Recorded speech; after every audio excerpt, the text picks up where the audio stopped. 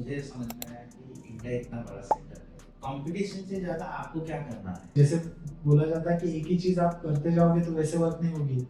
हर तरह टाइम आपको अलग-अलग कुछ सोचना पड़ता है। Right, right. या सेम प्रिंसिपल हर जगह पे नहीं है। ये आप बिल्ड करते टाइम आपने जो कॉम्पिटिशन था या किस स्ट्रैटेजी से आपने बिज़नेस को एग्ज़ीक्यूट किया और वो बिल्ड किया?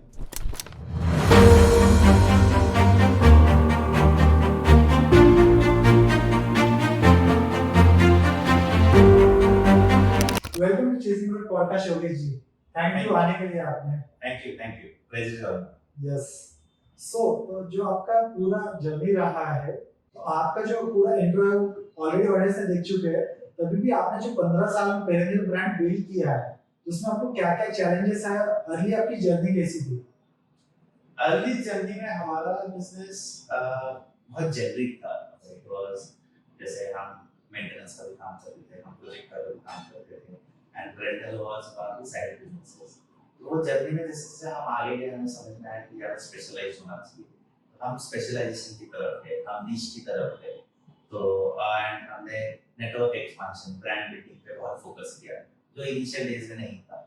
फिर बाद में जैसे जैसे ब्रांड ग्रो होने लगा, फिनांस बहुत क्रिटिकल माना जाता है और क्रिटिकल है हमारे बिजनेस के प्रोसेसेस, ये सब में हमने बहुत सारे डेवलपमेंट की। तो जो चेंजेस हुए हैं वो ब्रांड इमेज, पोजीशनिंग, निश में जाना, फिनांस की गवर्नेंस, ये चीज में ज़्यादा फोकस आने लगा। ओके, और जो एक्सपर्ट आपके रहे उससे आपने एसओपीज बिल्ड किए होंगे और उसके थ्रू ऑपरेट किए होंगे। करेक्ट। अभी हम बहुत सारी चीज़ों के एसओपीज बिल्ड किया है मेरा। जैसे सेल्स की भी एसओपी है, मार्केटिंग की भी एसओपी है, साइट की भी एसओपी है, मशीन वापस आता है उसकी भी एसओपी है। तो हर चीज की एसओपी रहती है। एसओपी से ज्यादा एसओपी एडहेयर करने वाले लोग बनाना वो क्रिटिकल है। राइट। और जो आपका लीडरशिप स्किल जो है या लीडरशिप आपकी जो स्टाइल है वो कैसे रहती है? कि मोस्ट ऑफ कुछ लोग ऐसे लीडरशिप में काम अवॉइड कर दिया, साइड में हो जाते हैं। अभी मेरी लीडरशिप स्टाइल मैंने कभी किसी के साथ कंपेयर नहीं की। वो अभी मेरे एम्प्लॉयज को ही पता रहेगा वो अच्छी है बुरी है, वो उनको ही पता चलेगा। तो लेकिन मैं तो सोचता अच्छी ही है। तो मैं बहुत माइनर डिटेल्स में लोगों के काम में नहीं जाता। तो माइक्रो मैनेजमेंट आप नहीं करते। मैं नहीं करता और मेरे हर लेवल डिसीजन उस डिसीजन के गलत होने पे क्या है उसके ऊपर डिपेंड है। अगर कोई चीज है जिसमें गलती हुआ तो बहुत फर्क नहीं पड़ता, तो मैं चाहता हूँ कि लोग पूरी डिसीजन चाहे उसमें गलत हो तो कुछ ज्यादा फर्क ना पड़े। जिसमें गलती से बहुत ज्यादा फर्क पड़ेगा उसमें मैं इन्वॉल्व ज्यादा होता हूँ। जैसे अगर कोई एक बड़ा हम इन्वेस्टमेंट करना तो मेरा ध्यान ज्यादा रहेगा। लेकिन अगर हमें डिसाइड करना है कि कल के नाश्ते में क्या लाना है तो मैं नहीं बात करूँगा। राइट, वो मैटर करता है कहाँ पे मैं इन्वॉल्व होना चाहिए कहाँ पे नहीं। ये मेरा बहुत बड़ा गोल रहता है। सेकंड, टीम बिल्डिंग में फोकस ज्यादा है कि टीम बने। हर टीम का अंडरस्टैंडिंग अलग रहता है, उस हिसाब से हमें मोल्ड होना पड़ता है। राइट। वो समझ में आना चाहिए कि आप सोचोगे कि सेल्स पर्सन आपके पास ए है और दूसरा सेल्स पर्सन बी है, दोनों को आप सेम लैंग्वेज में सेम टोन में नहीं बता सकते, दोनों को अलग बताना पड़ता है। ये एक बात आपने सही बात की है।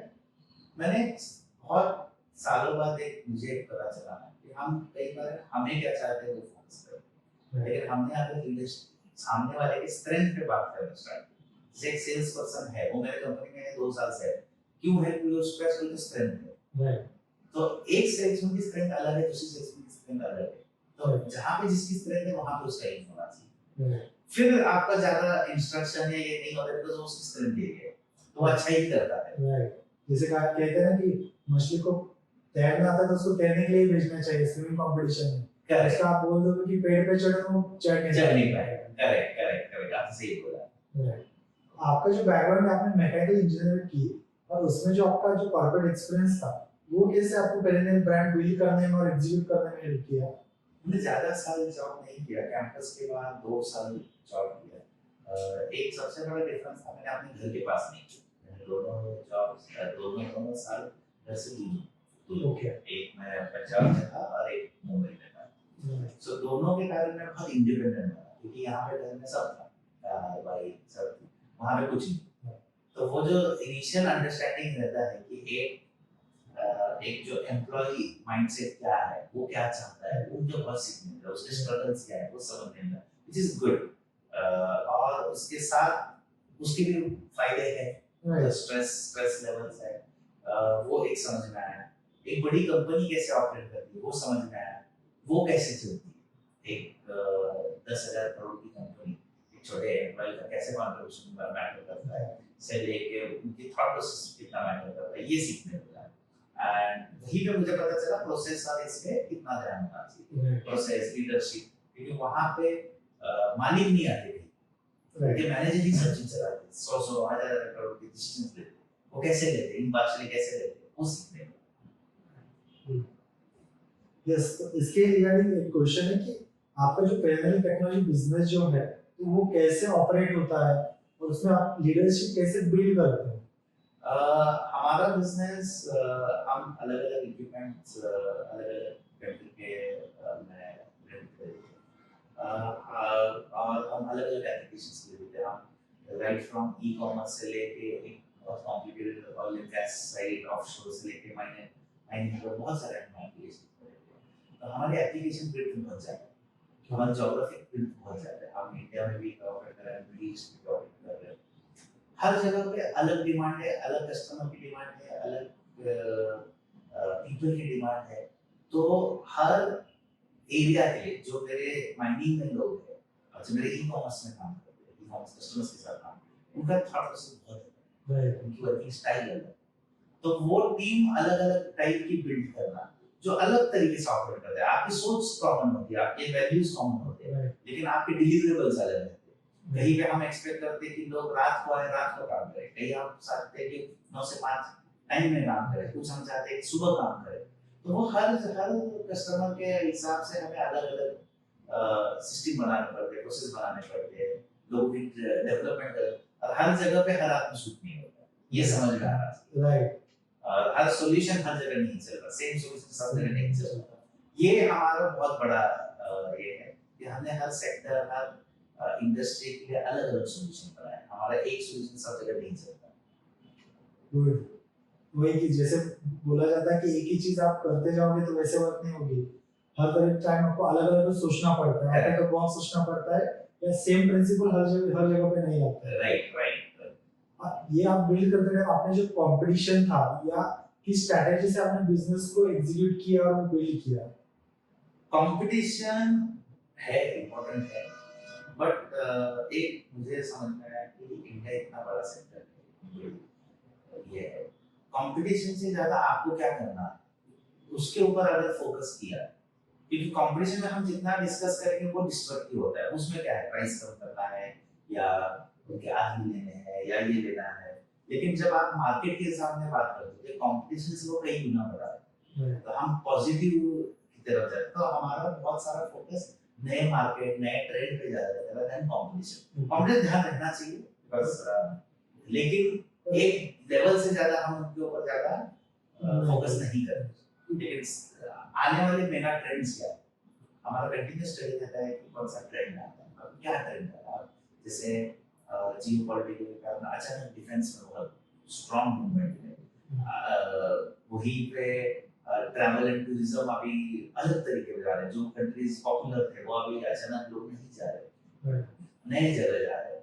तो हर चीज का नया ट्रेंड आता है, हर नए ट्रेंड हमारे बिजनेस को कहीं ना कहीं तो पॉजिटिवली और निगेटिवली इम्पैक्ट करता है। तो कौन से पॉजिटिवली इम्पैक्ट के ऊपर हम कैसे इन्वेस्ट करें और निगेटिव इम्पैक्ट पे कैसे हम सेफ गार्ड करें, इसके ऊपर हम काम ज्यादा करें। जो मैक्सिमम फर्स्ट जनरेशन एंटरप्रेन्योर होते हैं, जो पहले 2 साल है ना, ज्यादा ध्यान देते हैं कि कंपटीशन पे, अरे मेरा कॉम्पिटिटर ये कर रहा है, ये रेट में सेल कर रहा है, तो इसको मैं ऐसे चेंज करूँ। तो जैसे आपके एक्सपीरियंस से आपने कहा कि मोस्टली ध्यान देना चाहिए कस्टमर सेंट्रिक और सॉल्यूशन सेंट्रिक। देखिए आज आज 30 रुपए की कॉफी बिकती है, 300 रुपए की कॉफी। राइट, आपको डिसाइड करना है कौन से कस्टमर के पास है। अगर आपके पास 30 रुपए की कॉफी बनाने की सिस्टम है तो आप 30 रुपए की कॉफी के पास ही जाओ। 30 रुपए कॉफी बनाने वाला बोलते हैं कि मैं अगर 300 वाले के साथ कॉम्पिटिट करूँ तो वो गलत है। तो हर चीज में आज मार्केट है। आज मेरा मानना है कि आज जो टॉप 10-20 कंपनी छोड़ के जिनको फर्क पड़ता है बहुत मार्केट को नीचे, हमारे पास अभी इतना बड़ा मार्केट है as India, as global open हो रहा है मार्केट। तो कि market is always going to be much larger than आप क्या कर सकते राइट। हैं। तो आपको हर टाइम पे अलग अलग रिएक्ट करना है। अगर मार्केट डाउन जा रहा है तो ये मार्केट डाउन जा रहा है, कौन सा तो आप जा ही रहा है, राइट। एक डोर क्लोज हो रहा है, दूसरा डोर तो ओपन होगा ओपन ही। हो ही रहा है, तो वो कौन सा है और उसमें आप पहले है क्या, वो आइडेंटिफाई वो आइडेंटिफाई करना जरूरी है। एज ए लीडर को, एज ए लीडर मुझे लगता है यही हमारा काम है। राइट। बाकी तो आपने फॉलोअर्स कर ही लेते हैं, राइट। लेकिन कौन सा डोर बंद हो रहा है, कौन सा डोर चालू हो रहा है, वो हमें पता होना चाहिए। राइट। सॉरी।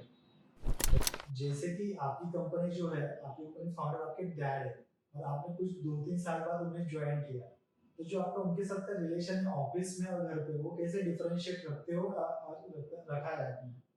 कई बार हमारा फैमिली वैल्यू सिस्टम ऐसा है, हमारे घर की और इंडियन मैंने बहुत दोस्तों से बात की कि बहुत बार डिफरेंस नहीं आता। वो हमारा अनफॉर्चुनेट हमारे क्योंकि हम एक साथ रहना चाहते हैं, एक साथ खाना चाहते हैं, एक साथ काम करना चाहते हैं, तो काम की चीज खाने के टेबल पे, खाने की टेबल की चीज काम के इसमें जाता है। आज के डेट में अनफॉर्चुनेटली ये ट्रूथ है, तो हम ट्राई करते हैं कि जितना हो वो बैलेंस रखें। हमारे मेरे बच्चे उसको ज़्यादा ध्यान देते कि ऑफिस का काम, मैं और मेरे पिताजी जब बात करें तो बोलते कि आप ऑफिस का काम ऑफिस में रखिए, तो हम कभी कभार उनके कारण सुन लेते हैं, अदरवाइज हमें तो कभी ध्यान में आता ही नहीं, वो फ्लो में हो जाता है। फ्लो में हो जाता है। रिलेशन ट्रिकी रहता है, चाहे कुछ भी लगे हम एक दूसरे को निकाल नहीं सकते। सहना पड़ता है, कहीं से कहीं कहीं पे हम उनको सहते, कहीं पे वो हमें सहते, तो वो रहता है। प्रोफेशनल डिफरेंसेस बहुत बार रहता है, लेकिन बैलेंस ये करना पड़ता है कि प्रोफेशनल डिफरेंसेस पर्सनल डिफरेंसेस ना हो, तो वो डिफरेंस समझने में बहुत टाइम लगता है। फॉर्चुनेटली हमारा फैमिली में वो बैलेंस बहुत अच्छा है, वो सबसे इम्पोर्टेंट, वो बैलेंस बना हुआ है, वो रहेगा। एंड सेकेंडली एक चीज क्या हुआ कि मैं उनको क्रेडिट स्टार्ट करने का तो देता हूँ, लेकिन मैं सेकंड जनरेशन नहीं बोलता, मैं सबको बोलता हूँ 1.5 जनरेशन क्योंकि 2 साल उनके 2-4 साल चलने के बाद मैंने स्टार्ट किया और आज हमारा बिजनेस 20 साल पुराना है, तो टेक्निकली मैं 80% टाइम पे था, तो मैं उनको 1.5 का क्रेडिट देता हूँ, 2 का नहीं। तो इसलिए मैंने वो कंपनी के छोटे से ग्रो होते हुए देखा। मैं खुद था जब हमारे पास 15 लोग थे, 15 लोग कंपनी थी तब मैंने ज्वाइन किया। डेफिनेटली उन्होंने स्टार्ट किया तो 0 से 15 लेके आए, लेकिन 15-20 लोगों से लेके मैं आज हूँ 450-500 लोग, तो वो जर्नी मैंने उनके साथ की है। तो इसलिए प्रोफेशनल लेवल पे हमारे डिफरेंसेस बहुत कम आते हैं। सिर्फ एक चीज हो जाता है कि हमारे कई बार गोल्स अलग है, गोल सेम है लेकिन हमारा डायरेक्शन अलग है, तो वो अलाइन करना था। हम पहला गोल अलाइनिंग हमारा बहुत बड़ा सेशन रहता है, हर महीने हम एक दिन स्पेंड करते हैं जिसमें हम गोल अलाइन करते हैं कि इस महीने हमें क्या करना है। साल होने का हम डिसाइड करते हैं इस साल में क्या करना है, हम 3 साल का डिस्कशन करते हैं, तो हमारे गोल अलाइनमेंट की फॉर्मल मीटिंग्स होती है। सो वो हमारा सबसे बड़ा, I would say as a family and business management का सबसे बड़ा जो मंत्र है वो है कि हम गोल अलाइनमेंट बहुत पहले करते हैं। चाहे वो हम डिसाइड कर रहे हैं कि कोई प्रॉब्लम इन्वेस्टमेंट है या कोई बिजनेस का डायरेक्शन है, तो हम गोल पहले ही अलाइन करते हैं कि ये करना है नहीं करना है। सिमिलरली ऐसे कहा जाता है कि आप जब इस कॉन्टेक्स्ट में कि आप फैमिली बिजनेस में काम कर रहे हो, तो आपके साथ जो फैमिली मेंबर है, आपके ब्रदर रह सकते हैं, कोई भी, या इन-लॉज के साथ भी बहुत लोगों का बिजनेस रहता है, आपके वहां पे ना मतभेद हो सकते हैं पर मनोभेद नहीं चाहिए। तो जैसे आपने कहा कि पॉइंट कोई कोई डिस्कस हो सकता है, तो उसके लिए मनोभेद की नहीं आई है, इसने मुझे ऐसे बोल दिया, ये मैंने ईगो पे ले लिया, ऐसा नहीं होना चाहिए। करेक्ट, वो हम ट्राई करते हैं। कभी कभार वी आर ह्यूमंस, गलतियां तो होती है, लेकिन एज फार एज पॉसिबल ये हम ध्यान रखते हैं कॉन्शियसली कि ये ना। Okay, good. और वही जो राज है आपका कि आपका बिजनेस जहाँ से आपके डैड ने 0 to 15 एम्प्लॉय तक लाया था, आपने वो उनके साथ बढ़ा के 450 एम्प्लॉयज तक लाया। राइट। तो वही कि आप दोनों ने कॉम्बिनेशन सही से रखा हो। तो बहुत सारे बिजनेस में देखे कि बहुत सारे एमएनसी तक कंपनीज या जो आईपीओ तक गई है, उनके साथ बाद में फैमिली में डाइवर्जन हो जाता है। राइट। जैसे कि आप पेरेंटल की मार्केटिंग डायरेक्टर हो, तो आपका इसमें स्ट्रैटेजिक डाइवर्सिफिकेशन और इंटरनेशनल एक्सपेंशन में आप कैसे इम्प्लीमेंट करते हो? जो आपका यूनिकनेस है या चैलेंजेस अलग अलग जैसे रहते हैं, जैसे आपने कहा कि मिडिल ईस्ट में आप अभी वर्क कर रहे हो, वो इंडिया से कैसे डिफरेंशिएट होता है? हर मार्केट, हम मार्केट बहुत तरीके से डिफाइन कर सकते हैं। हम मार्केट डिफाइन कर सकते हैं कि किस एरिया में हम काम कर रहे हैं, पुणे में काम कर रहे हैं, बॉम्बे में काम कर रहे हैं, कोलकाता में काम कर रहे हैं, या फिर हम किस सेक्टर में काम कर रहे हैं, कि हम माइनिंग में काम कर रहे हैं, ऑयल एंड गैस में काम कर रहे हैं, या हम कोई प्रोडक्ट के साथ काम कर रहे हैं, कि हम जनरेटर्स में काम कर रहे हैं, पंप्स में काम कर रहे हैं। तो इस चीज़ का कॉम्बिनेशन बहुत ध्यान से बनाना पड़ता है कि हमने दिल्ली में ये सेक्टर के साथ इस प्रोडक्ट में काम करना है जहाँ पे हमारी स्ट्रेंथ बनी एंड द मार्केट। ये आइडेंटिफिकेशन इसके ऊपर हम लोग बहुत काम करते हैं, साइंटिफिकली काम करते हैं, खुद मार्केटिंग जाके खुद सर्वे करते हैं, हमारी टीम जाती है। प्लस आज के डेट में लकीली बहुत डेटा मार्केट में अवेलेबल रहता है, आपको ट्रेंड्स पता चलती है, आपके पार्टनर्स रहते हैं वो आपको बता रहे हैं। कई मार्केट में हम पार्टनर के साथ ऑपरेट करते हैं, पार्टनर्स की इनसाइट रहती है कि कहाँ पे क्या ग्रोथ आ रही है। या मार्केट रिसर्च फर्म्स भी मार्केट रिसर्च फर्म्स पे हमने आज तक बहुत इन्वेस्ट नहीं किया। ओके। हमारे वो हमने ट्राई किया, लेकिन वो हमारे थॉट प्रोसेस का बहुत आज तक मैच नहीं हुआ। लेकिन हमारी इन हाउस टीम बहुत स्ट्रांग है इसमें, जो ग्राउंड पे जाके खुद काम करती है। पर्सन मैं भी उसमें बहुत इन्वॉल्व होता हूँ। एक्सपांशन में देखिए, एक्सपांशन के लिए आपको पता होना चाहिए कहाँ एक्सपांशन की जगह है। अगर आपको वो पता चल गया तो खुला मैदान है। आपको पता होना चाहिए हर जगह पे जैसे एक कहा हुआ है जो आजकल लोग बोलते हैं ब्लू ओशन है, रेड ओशन। तो आई बिलीव कि हर मार्केट में एक रेड ओशन, हर मार्केट में बहुत ज्यादा रेड ओशन और बहुत थोड़ा ब्लू ओशन रहता है। कंटिन्यूसली वो ढूंढना जरूरी है। एक्सपांशन में टीम, एक्सपांशन में मार्केट एक है, बहुत अच्छे मार्केट में बहुत बुरा टीम, और बहुत अच्छे टीम के साथ बहुत बुरी मार्केट, दोनों सक्सेसफुल होते हैं। आपको अच्छी मार्केट अच्छी टीम, ये दोनों की कॉम्बिनेशन होगा तो ही सक्सेसफुल होगा। आपने बहुत अच्छा मार्केट में गए लेकिन आपकी टीम नहीं रिस्पॉन्ड किया तो भी कोई फायदा नहीं। सो एक्सपांशन में टीम, मार्केट, आपके इंफ्रास्ट्रक्चर, इन्वेस्टमेंट, ये तीनों को मैच करना जरूरी है। मार्केट बहुत बड़ा है, मैं जानता हूँ, लेकिन हमारे उसमें उस मार्केट को इन्वेस्टमेंट करने की उस समय अवेलेबिलिटी या हमारे पास टीम ही अवेलेबल नहीं है वो मार्केट में, तो आप कुछ नहीं कर सकते। वो टीम बनाना पड़ता है, ये तीनों का मेल लाना एक साथ, ये बहुत जरूरी है हमारे लिए। बहुत लोग क्या करते हैं कि इंडिया में पूरा मार्केट कैप या जितना उनका पोटेंशियल है उतना क्रैप नहीं करते, डायरेक्टली इंटरनेशनल मार्केट में ओपन कर देते हैं।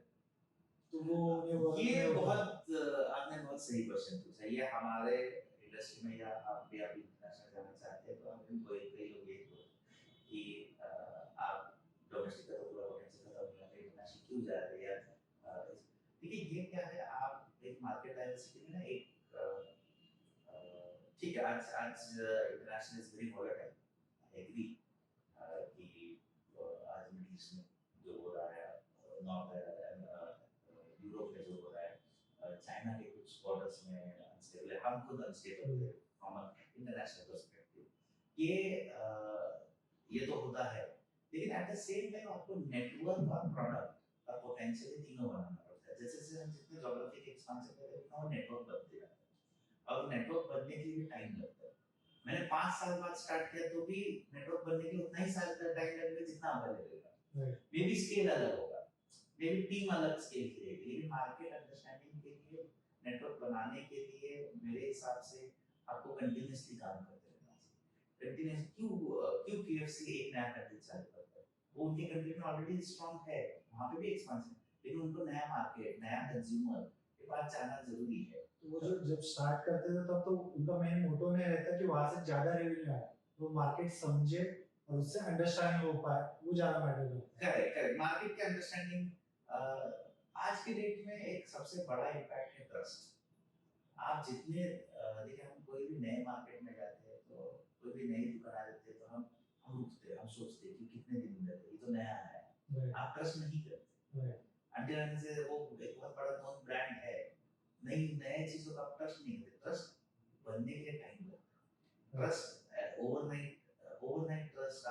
ब्रांडिंग से करो, मार्केटिंग से करो, उससे बनता है reason, but real trust, real जो बनता है वो टाइम से ही बनता है। आप अगर एक मार्केट में आपकी कोई दुकान है, छोटी सी दुकान है, और 4 साल से 10 साल से वहीं पे है, तो ऑटोमेटिकली लोगों को लगता है कि वो प्रोडक्ट, वो ट्रस्ट तभी वो टिका ही है क्योंकि उसके पास कुछ बचा है। Right. So trust is what I feel is the major factor कि आज के डेट में मार्केट एक्सपेंशन की वो बहुत हेल्प करता है। तो वो बिल्ड करने के लिए जितने आप स्लो मोड में जितने एक्सपांड कर सकते हो उतना करना चाहिए, ऐसा मेरा मानना है। गुड, बहुत इंसाइट मिली होगी हमारे ऑडियंस के लिए आपके पॉइंट ऑफ व्यू से। Thank you. जैसे कि आप सीआई यंग इंडियंस के कोच हो, तो इसमें आपके अभी अगले विजन्स क्या हुआ है पुणे के लिए, और इसमें आप यूथ डेवलपमेंट के लिए क्या वर्क कर रहे हो? वाया पुणे जो नहीं जानते उनके लिए बता दें तो ये एक नेशनल मूवमेंट है, ये सीआई का एक फोरम है, एंड इसमें भी ये different entrepreneurs work together on some nation building projects. और इससे देखिए दो चीज़ें होती हैं, एक तो हम कई सोशल फ्रंट पे काम करते हैं, वहाँ पे डेवलपमेंट होता है, एट द सेम टाइम हम एज अ पर्सनल लीडर भी बनते हैं। हम कई बार हम हमारे बिजनेस में स्ट्रॉन्ग होते ये होते हैं, लेकिन एक बार हम सोसाइटी के साथ जब काम करते हैं हम वहाँ से नया चीज़ पता चलती है। सेम ये अलग अलग बिजनेस ओनर्स है जो हम एक साथ आते हैं, हम ओनर्स कई बार we don't have a sounding board, वो एक अच्छे दोस्त बन जाते हैं, हम एक दूसरे का हेल्प करते हैं, एक दूसरे की राय लेते हैं, एक दूसरे को हेल्प करते हैं जब कहीं हम अटक जाते हैं, तो इस चीज़ में बहुत फायदा आता है।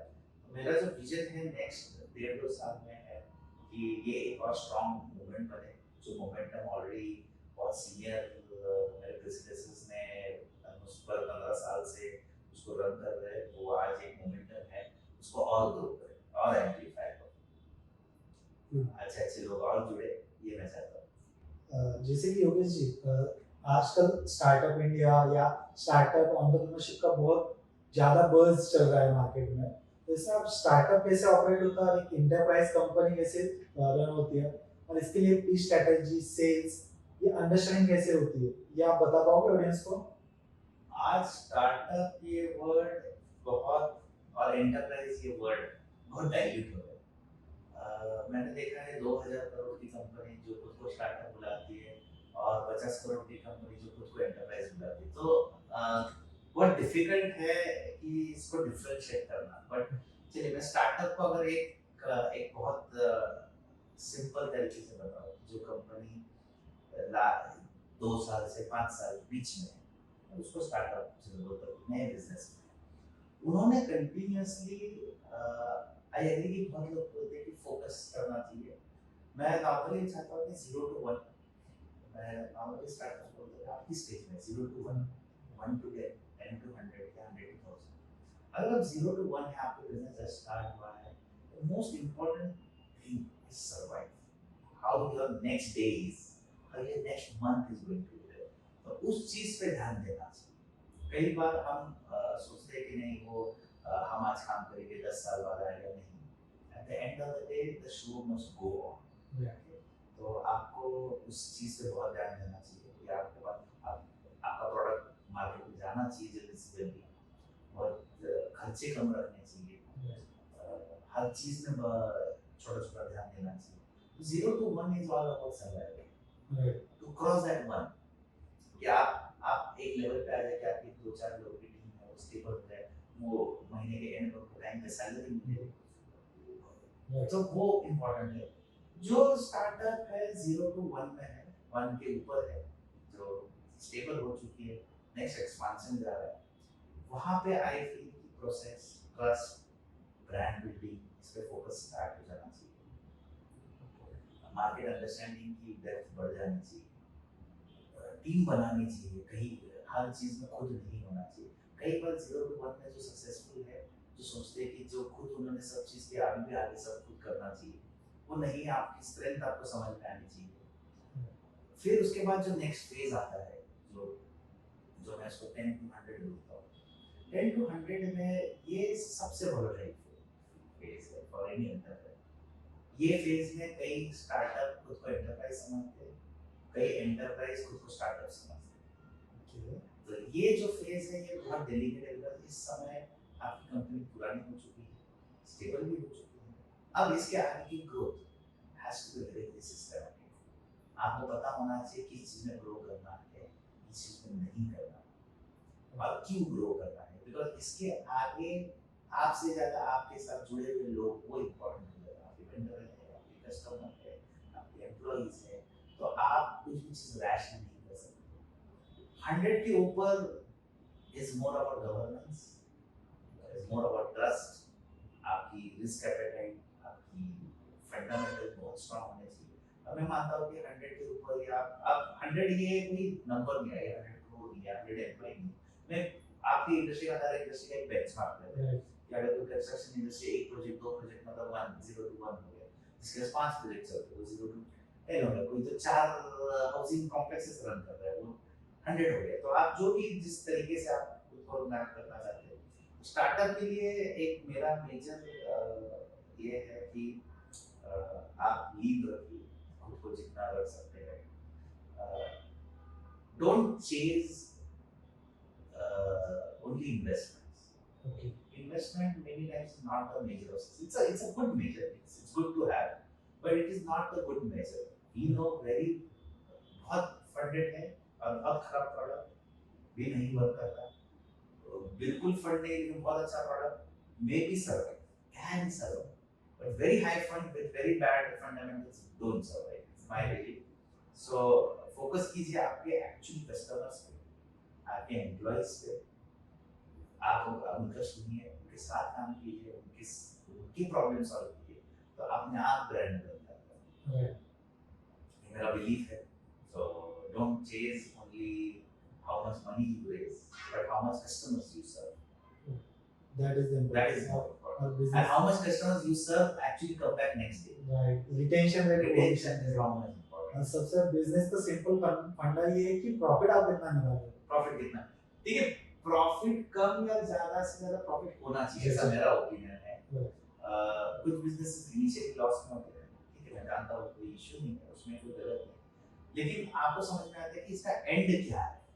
या आप 10 साल 1 साल करोगे, 10 साल करोगे, 5 साल, लेकिन उसके बाद क्या, ये आपको पता होना चाहिए, इसके ऊपर ध्यान देना चाहिए।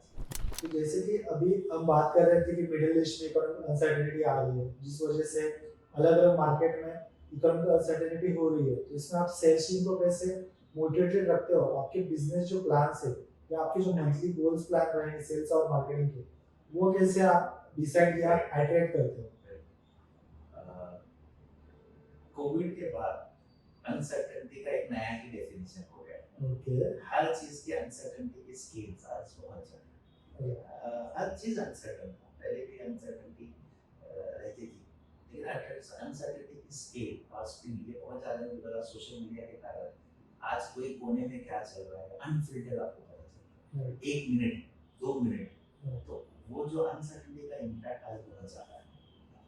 तो मेरा एक बहुत सिंपल मैंने एग्जिस्टिंग हमारे ऑर्गेनाइजेशन में बनाने का ट्राई किया है कि हम क्या करते हैं, कभी बहुत अनसर्टेनिटी तो 2 चीज पे ध्यान देना है कि हमारा अनसर्टेनिटी सस्टेनेबिलिटी, हम आज के बाद कल हम सर्वाइव होना चाहिए, और ग्रोथ, ये दोनों पे ध्यान देना पड़ता है। तो हमने क्या, हम जैसे जैसे अनसर्टेनिटी बढ़ती जाती है तो हम हमारी बेस्ट टीम सस्टेनेबिलिटी पे लगाते हैं, जो एग्जिस्टिंग कस्टमर है उसके ऊपर फोकस करो, उसके ऊपर ध्यान दो, एग्जिस्टिंग कॉन्ट्रैक्ट अच्छे से चलने चाहिए, हम जो हमारे पास है वो प्रिजर्व होना चाहिए, हम अनसर्टेन टाइम पे हमारे एग्जिस्टिंग हमारे जो इकोसिस्टम है उसको प्रिजर्व करने में बहुत टाइम बहुत रिसोर्स लगाते हैं, और छोटी टीम लगाते हैं कि जो कंटिन्यूसली एक नए अपॉर्चुनिटी को देखती है।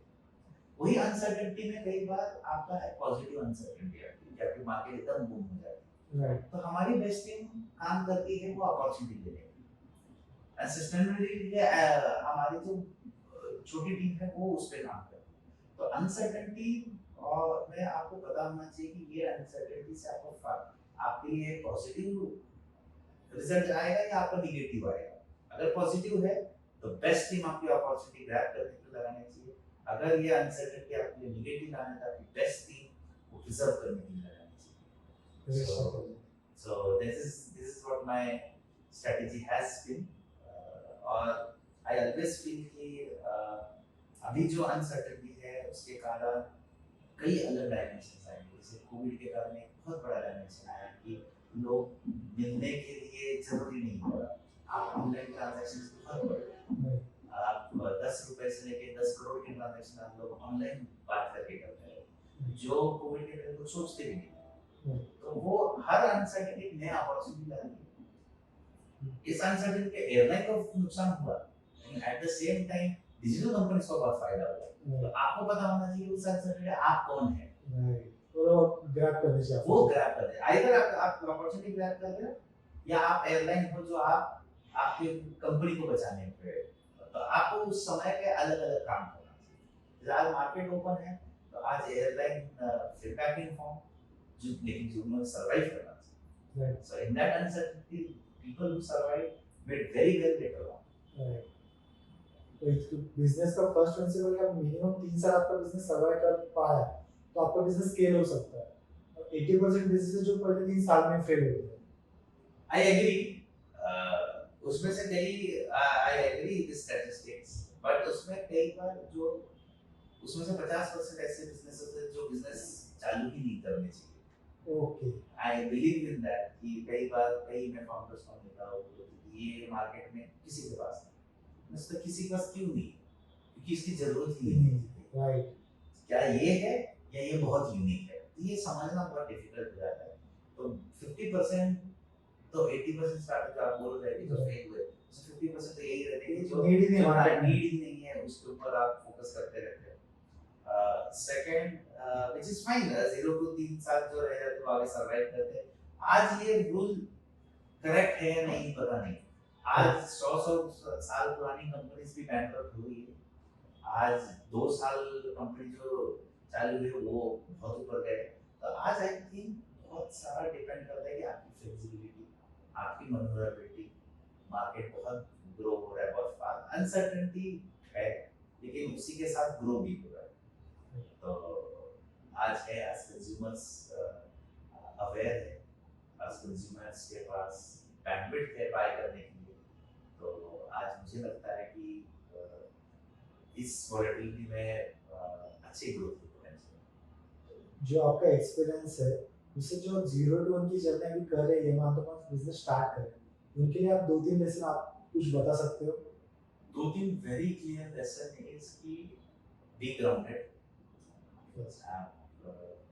आप खुद की सीईओ की टैग लगा रहे हैं लेकिन आप चेयरमैन को डोरमैन होते हो, आपको दरवाजे भी खोलना है, आपको सीईओ जैसी डिसीजन भी लेने हैं। You should be grounded, that's decision number 1। Second मेरा स्ट्रांग ओपिनियन कि आप ट्रेंड्स का कंटिन्यूसली स्टडी। हर नए ट्रेंड को बड़े कंपनीज को रिएक्ट करने में टाइम लगता है, लेकिन आप छोटे हैं तो आप उस ट्रेंड को बहुत जल्दी से रिएक्ट कर सकते हो, उसके ऊपर आप कैपिटलाइज कर सकते हो। तो ट्रेंड के ऊपर देखिए आपके सेक्टर में क्या हो रहा है जिससे आपको पॉजिटिव इम्पैक्ट आएगा, उस ट्रेंड पे काम कीजिए। वो मेरा एक सेकंड सबसे बड़ा सजेशन है। Third, follow the money. आपको पता होना चाहिए पैसा कहाँ से आएगा, कहाँ जाएगा, आपका जितना जाना चाहिए उससे ज़्यादा जा रहा है, आना चाहिए वहाँ से कम आ रहा है। मतलब आपके कस्टमर्स कम पे कर रहे हैं या आपके वेंडर्स ज़्यादा आपसे पैसा ले रहे हैं, या आपको कहाँ पे फोकस करना है, आपको सेल्स पे फोकस करना है या कॉस्ट कटिंग पे फोकस करना है, इसके ऊपर आपका बहुत बारीक ध्यान होना चाहिए। बिकॉज इसमें आपकी गलती बहुत महंगी पड़ सकती है। यस, तो ये जो लर्निंग है जैसे आपने बोला ये रिवाइज कर सकते हैं ऑडियंस के लिए एक बार रिकैप। ओके, शॉर्ट में so be grounded, study the trends, follow the money. Yes, ये इम्प्लीमेंट कर दीजिए। आपको एमबीए में जो सीखने को मिलेगा वही योगेश जी के एक्सपीरियंस के थ्रू आपको ये लर्निंग मिली है। Yes, thank you Yogesh ji for coming for podcast. Thank you. आपके जो एक्सपीरियंस था, आपके जो इनसाइट थे, उनसे हमारे जो ऑडियंस है उनको बहुत हेल्प होगी। Thank you. आज मुझे भी बहुत अच्छा लगा ये आपसे बात करने के लिए। कई बार हम छोटी छोटी चीज़ों पर नजरअंदाज करते हो, समझ में आता है। Thank you. Yes, thank you. Thank you. Yes, thank you. Thank you. Yes.